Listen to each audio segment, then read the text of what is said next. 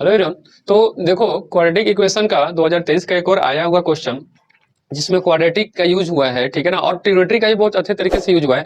In fact trigonometry का इसमें maximum और मिनिमम वैल्यू का यूज किया गया है, ठीक है। तो चलो पहले थोड़ा सा ये चीज के बारे में भी देख लेते हैं कि मैक्सिमम वैल्यू कैसे फाइंड करते हैं, वैसे हम बताए थे क्लास में। तो देखो ध्यान से, क्वेश्चन है हमारे पास, क्वेश्चन है हमारे पास कि अल्फा जो है ना, अल्फा 8 की पावर 2 साइन 3x इंटू 4 की पावर 4 कॉस 3x का मैक्सिमम वैल्यू है और x बिलोंग्स टू आर के लिए, ठीक है ना।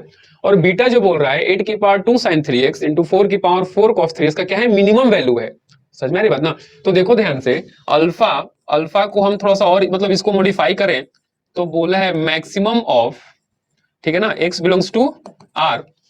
इसका मैक्सिमम वैल्यू 8 की पावर, अच्छा ये 8 की पावर 2 साइन 3x, ध्यान से देखो 8 की पावर 2 साइन 3x को हम अगर लिख दें 2 का पावर 3 का पावर 2 साइन 3x इंटू 4 को लिख दे 2 का पावर 2 का होल पावर 4 कॉस 3x। देखो थोड़ा सा इसको हमने क्या क्या मॉडिफाई कर दिया, ठीक है। और बीटा बीटा यहां पर क्या बोला है, बीटा यहां पर बोला है, देखो बीटा यहां पर क्या बोला है, बीटा बोला है minimum value of x belongs to r 8 की पावर 2 साइन 3x। तो 8 को लिख सकते हैं 2 का पावर 3 का whole power 2 sign 3x into 4 को लिख दो 2 का पावर 2 का पावर 4 कॉस 3x, ठीक है ना।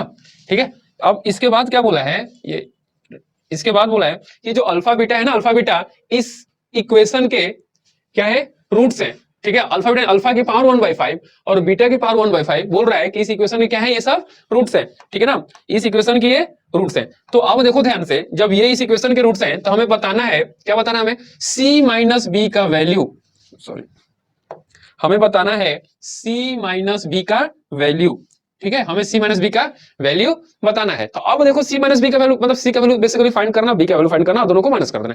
अब देखो ध्यान से, यहां आ जाओ, ये जो अल्फा होगा ये क्या होगा, मैक्सिमम ऑफ, ये लिखा हुआ है 2 का पावर 6 साइन 3x इंटू 2 का पावर 8 कॉस 3x, ठीक है ना। और बीटा जो है ये है मिनिमम ऑफ किसका हो जाएगा, 2 का पावर 6 साइन 3x इंटू 2 का पावर 4 टू जा 8 कॉस 3x। अब देखो ध्यान से, अब जैसे मान लो कोई भी अच्छा एक मिनट, एक स्टेप और लिख लेते, इसके बाद हम डिस्कस करते हैं पॉइंट, ठीक है ना। ये लिखा हुआ है 2 इंटू 2 यानी कि 2 का power 6 sign 3x plus 8 cos 3x, लिख सकते हैं इसको ऐसे, बिल्कुल लिख सकते हैं, ठीक है।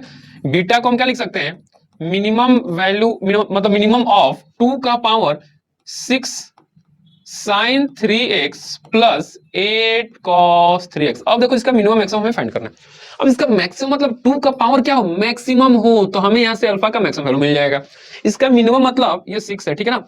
2 का पावर ही क्या हो, मिनिमम हो, तो हमें इसका मिनिमम वैल्यू मिल जाएगा। अब यहां पर देखो ध्यान देने वाली बात क्या है, जैसे मान लो a sine theta plus b cos theta, right. हमें इसका मैक्सिमम मिनिमम वैल्यू जो फाइंड करना होता है ना, इसका मैक्सिमम वैल्यू कहां मिलता था, plus minus under root of sine का कोएफिशिएंट का स्क्वायर प्लस कॉस के कोएफिशिएंट का स्क्वायर, जो प्लस के साथ हो मैक्सिमम होता था और माइनस के साथ मिनिमम होता था। तो चलो यहां पर देखो ध्यान से, अल्फा का जो मैक्सिमम वैल्यू होगा वो क्या होगा, ये देखो दिख रहा है 6 sign 3x plus 8 cos 3x। समझ रही बात ना।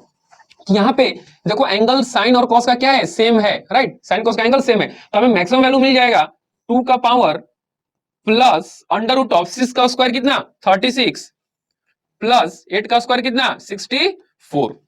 समझ में आ रही बात ना। मैक्सिमम बोल रहा मतलब ये मैक्सिमम होना चाहिए, सिंपल। तो क्या होगा, ये 2 का पावर 10 हो जाएगा, यानी कि अल्फा का वैल्यू कितना आ गया 2 की पावर 10। चलो यहाँ से बीटा का वैल्यू जल्दी से फाइंड कर लेते हैं।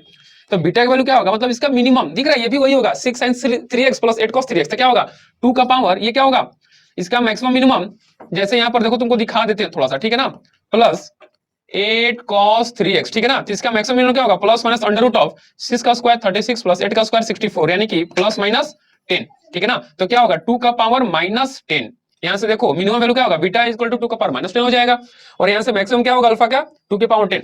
अब बोला क्या है कि अल्फा की पावर 5, सॉरी 1/5 और बीटा की पावर 1/5। तो अल्फा हमें 2 की पावर 10 है, तो अल्फा की पावर 1/5 क्या हो जाएगा, ये हो जाएगा 2 की पावर 10/5, यानी कि 2 का पावर 2, यानी कि अल्फा की पावर 1/5 मिल गया 4। देखो ध्यान से, अल्फा की पावर 1/5 हमें क्या मिल गया, 4 मिल गया, ठीक है। In the same way beta की पावर 1/5, तो बीटा की पावर 1/5 हमें यहां से क्या मिलेगा 2 की पावर -10/5 यानी कि 2 की पावर -2 यानी कि 1/4 हमें मिल गया बीटा का वैल्यू।